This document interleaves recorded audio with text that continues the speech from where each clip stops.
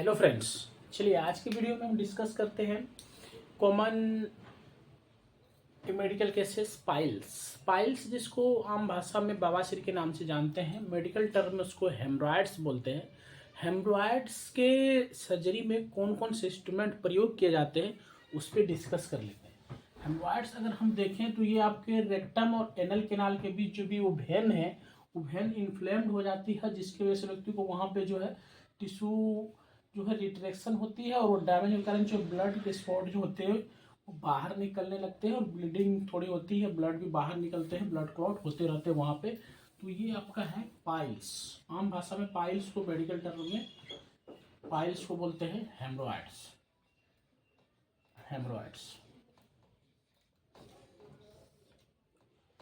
It is an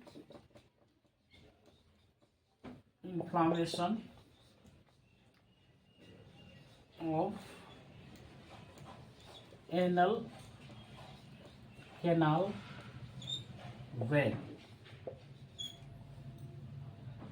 ये जो है इन्फ्लामेशन होता है anal canal when in which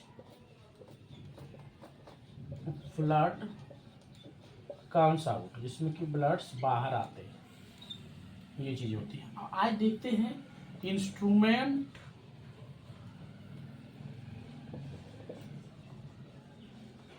use in haemorrhoidectomy. Ectomy मतलब होता है सर्जिकल रिमूवल ऑफ किसी बॉडी पार्ट का। इसमें क्या क्या इंस्ट्रूमेंट यूज होते हैं? Instrument use in हेमरॉइडेक्टोमी।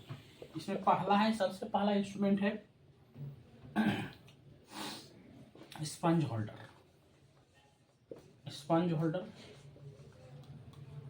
Dear friends, अगर आप हमारे चैनल पर नए हैं तो चैनल को लाइक और सब्सक्राइब शेयर जरूर करें। अब आगे देखते हैं स्पंज होल्डर। इसकी संख्या 2 के केस में रखते हैं। स्पंज होल्डर काफ़ी ज़्यादा जो है यूज होता है। इसकी शुरुआत से ही सर्जरी में इस्तेमाल होता है।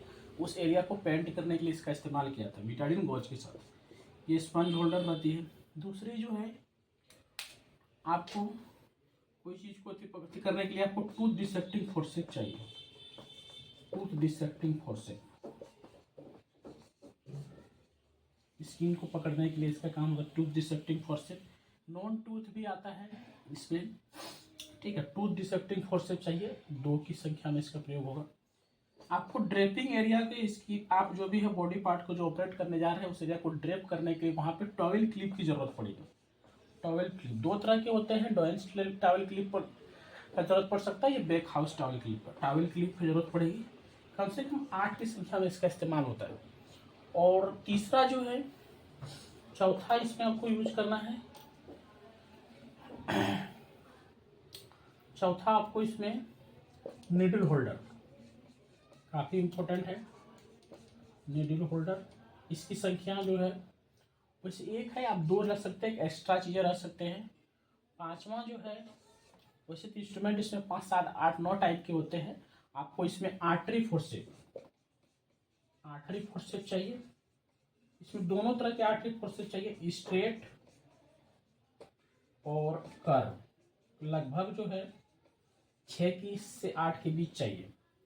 ये दोनों की संख्या जो है 8 के बीच चाहिए आपको।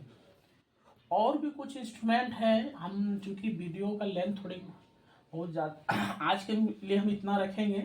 सेकेंड पार्ट में इसके कुछ जो इंस्ट्रूमेंट बच जाते हैं हम उसको कवर करेंगे। छोटी सी अथी थी जिसमें कि आपको पाइल्स के बारे में बता रहे हैं। कभी कभी इस केस में क्या होता है ना, पाइल्स के केस में शुरुआती केस में अगर आप सर्जरी नहीं कराते तो बहुत सारी चीज़ें जो है आपको सावधानी रखनी चाहिए। आपको जो है कोई सावर चीज़ें खट्टा होती है उसको नहीं खाना है, बहुत अधिक तीखा होता तो उसका प्रयोग आप ना करें। ये सब चीज़ों से जो है आपको अगर स्पाइसी चीज़ों का अधिक उपयोग ना करें, इससे दिक्कत होती है, क्योंकि डाइजेशन में प्रोसेस में दिक्कत होगी। आपको वैसी चीज़ें नहीं लेनी है जिससे कॉन्स्टिपेशन की प्रॉब्लम हो। तो क्योंकि कॉन्स्टिपेशन भी जो है एक कारण होती है पाइल्स का। तो ये एक छोटी सी जानकारी थी पाइल्स के बारे में। नेक्स्ट वीडियो में हम इसके सेकंड पार्ट में कुछ और इंस्ट्रूमेंट के बारे में डिस्कस करेंगे। तब तक हमें जरूर राय दें कि आपको ये वीडियो कैसा लग रहा है। धन्यवाद।